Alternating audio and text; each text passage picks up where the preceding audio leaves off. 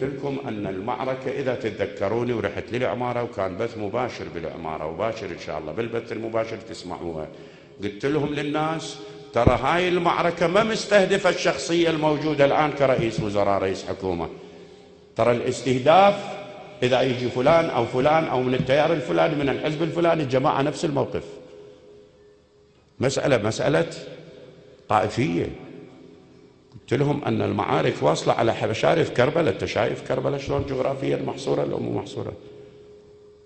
كربلاء الآن جغرافيا من تريد تسوي لك الآن حتى لو أنفاق يسوون يم النخيب تقدر تقول لا، أرضهم مساحتهم جغرافيتهم، وانت ممنوع عليك الآن يصيحون ممنوع الجيش يطب للرمادي، ممنوع الجيش يطب للفلوجة، ممنوع الجيش يطب الكردستان، وبالجنوب باكر يقول ممنوع الجيش. إذا نحل الجيش مو هيك ولا نحله؟ يعني عليه نخلي الجيش إذا الجيش ما مسموح له أن يدخل إلى بلد أو محافظة ويستتب بها الأمن، نحله للجيش نلغيه بعد عليه من نصرف عليه رواتب ومشكلين وزارة دفاع ودولة. المهم أن المسألة وصلت إلى حال البارحة، أنا في كربلاء أول البارحة حتى أكون دقيق في مجلس أن في جرف الصخر جول مسير يقول له واحد لآخر بس رجال دين مو سياسة ذولا، مو قال له اليوم 70 بيت انهد على العائلة على الأسرة بنسائها بأطفالها بكل اللي بيها، مو شخصية، مو 70 واحد انقتل اغتيال، لا 70 بيت انهد بديناميت. فقال له ذاك قال له باكر الصبح وأمس طلعوا قال له تطلع تسوي جريد وتوفر سكن وإذا اضطريت تعطيهم إيجار وتوفر لهم المنام والنفط والعمل إلى متى؟ وباكر يهدون بيوت كربلاء وإحنا نوفر نفط وبطانيات، وباكر يهدون بيوت النجف وهلم جرة إلى أن تهد على رؤوسنا المراقد المقدسة، وإحنا مفروض أن يكون بها نرجع نعمد علما. تسمعوا الآن الكلام بالشارع بالقنوات السياسية، سياسيين الشيعة يطلعون يقول المفروض أن المسألة تحال إلى الحوار السياسي. هو أي حوار يا سيدي؟ أنت إلك 3 خيارات. أنا بعيني شفت قبل لا أتشرف بوجودي يمك الآن، أنا شفت مقطع بقناة فضائية عراقية سيارات تجوب شوارع الفلوجة للمجرمين الإرهابيين. هذول خيارات 3، إما أن يكون أنت ما تقدر أن تصدهم فخليني أجي، ليش تمنع دخولي؟ والله رد علي أنت بس، ردوا علي، هذا مو مجلس مو تعزية، يعني جاي نسولف.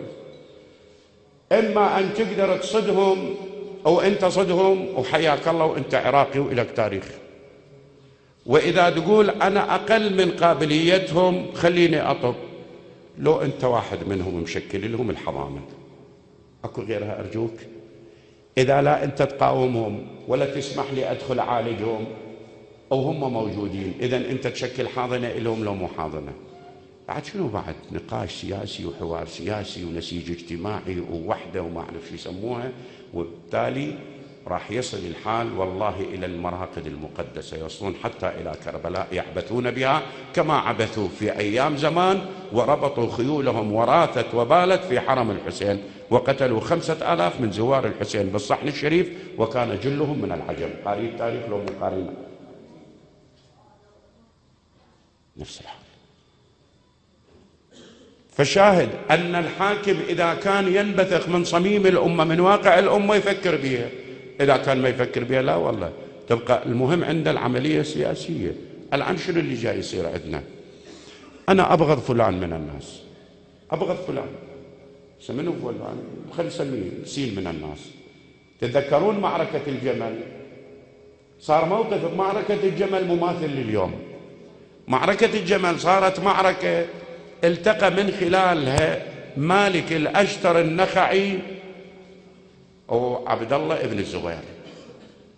مالك الأشتر الإمام علي سلام الله عليه يعطيه فرد وصف أنا حقيقة أوقف قباله مبهور، يقول لو كان مالك في ليلة ظلماء وفي غابة موحشة، شوف الوصف، ليلة ظلمة غابة موحشة ووضع رجله على بطن لبوة، اللبوة أنثى الأسد تكون أشرس بالقتال من الأسد، خاصة إذا كانت أشبالها تتعرض الخطر، ووضعت رجله على بطن الأبوة لما رجف قلبه.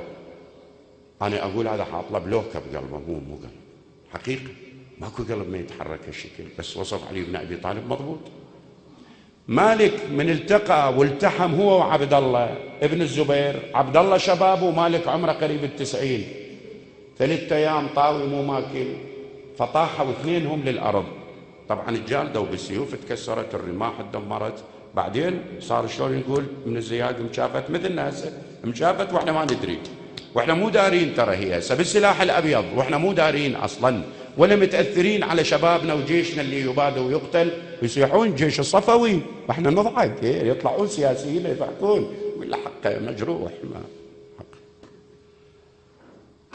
وصل الحال بينهم اتدحرجوا بالارض. والله ارجوك انتبه لهالظاهره.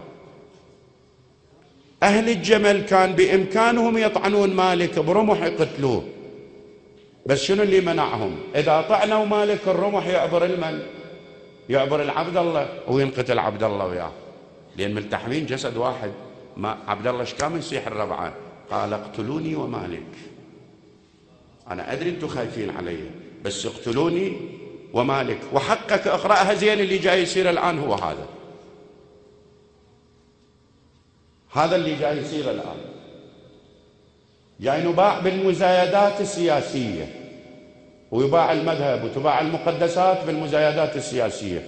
وانا اكد لك ان عبد الله بن الزبير اللي يصيح اقتلوني ومالك، باكر اذا استلم سلطه يصير ويا نفس الموقف. خو مالك الاشتر هم راح يقول اقتلوني وعبد الله، مو شي؟ وتالي منو رايح بالرجلين؟ انا ليش وقت سياسيين يتنبهون لهالمشكله ويجمعون وضعهم؟ نفرض انت خوش ادمي، شو نسميك؟ يا برد اسميك علي بن ابي طالب، مبالغه مو؟ بس بدي اسميه علي بن ابي طالب. يا عمي اذا انت علي بن ابي طالب انا اعتبرني عمر بن الخطاب، هم قبول. لكن علي بن ابي طالب وقف خلف عمر 25 عام، لو ما وقف خلف عمر 25 عام. ارجو انتم تقرون اهل طويريت، لو ما تقرون اللي اريد اقوله يعني. علي بن ابي طالب سلام الله عليه وقف خلف عمر 25 سنه. كان يقدر يمتشق الحسام؟ والله يمتشق الحسام ويبيد الارض. يقول والله لو تضافرت العرب على قتالي لما وليت عنها. وتعرض عليه الامكانيات، يغسل بالنبي صلى الله عليه واله، يغسل بالنبي. يجي ابو سفيان، بربك انا هسه لو داخل المعركه والمعركه اشوف نفسي موقفي ضعيف بيها، ويجي واحد يعرض علي نصره، ارحب بيه لو ما ارحب بيه؟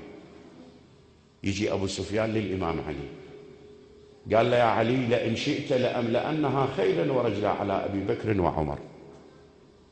أتلي لك المدينة خيل وزلمة الآن. شنو ذولا؟ الأذلان يصيرون خلفاء.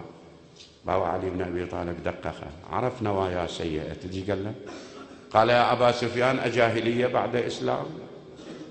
تريد تستدرجني حتى تشعل فتيل الحرب بيننا، وهذه تالي أتعاب النبي تذهب أدراج الرياح وتجيب هبل وتعلقه هنا تحت اسمي؟ أنا راضي عني، نكران ذات عندي، مصلحتي ورئاستي وخلافتي أطأها تحت قدمي.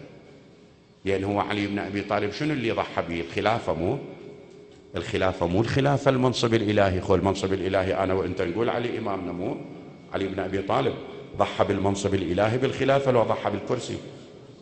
مو ضحى، بس افهم الفرق شوية. من ضحى بالكرسي علي بن أبي طالب سلام الله عليه، شنو اللي حصل بعدين؟ تعرف بيش ضحى؟ أخاف عبالكم هواية الكرسي، أخاف أكو ناس مغرورة بي ومستعدة أن تبيع القيم والمبادئ والمقدسات من أجل الكرسي. لا، خل أعطيك فكرة عن اللي ضحى به علي بن أبي طالب شنو. دخل عليه عبد الله بن عباس بذي قار، يقول دخلت عليه وجدته يخصف نعلا، نعل يخيط به. شفت النعل ويخيط بيه؟ انت خليفة يا أخي، اشتري البس.